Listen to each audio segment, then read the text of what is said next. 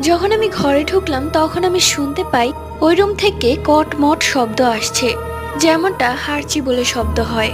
আমি কৌতূহলী হয়ে আস্তে আস্তে এক দু পা করে ওই রুমের দিকে গেলাম। দেখি একটি বুড়ি, যার চুলগুলো ছিল সম্পূর্ণ সাদা।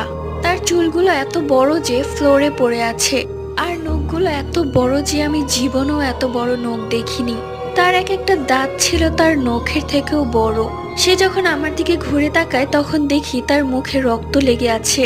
যখন তার হাতের দিকে চোখ যায় তখন দেখি তার হাতে যে বাচ্চাটি, সে বাচ্চাটি আর কারো নয়, আমার। এবং সেই আমার বাচ্চাটার পেটের থেকে নাড়ি বুড়ি ছিঁড়ে খাচ্ছে। এটা দেখে এক চিৎকার দিয়ে আমি মাটিতে পড়ে যাই। যখন চোখ খুলে তাকাই তখন দেখি আমার স্বামী, আমার বাচ্চা সবাই আমার সামনে। ভাবলাম হয়তো দুঃস্বপ্ন ছিল। হঠাৎ জানালায় চোখ পড়তে দেখি সেই বুড়িটি, যাকে আমি একটু আগে দেখেছি।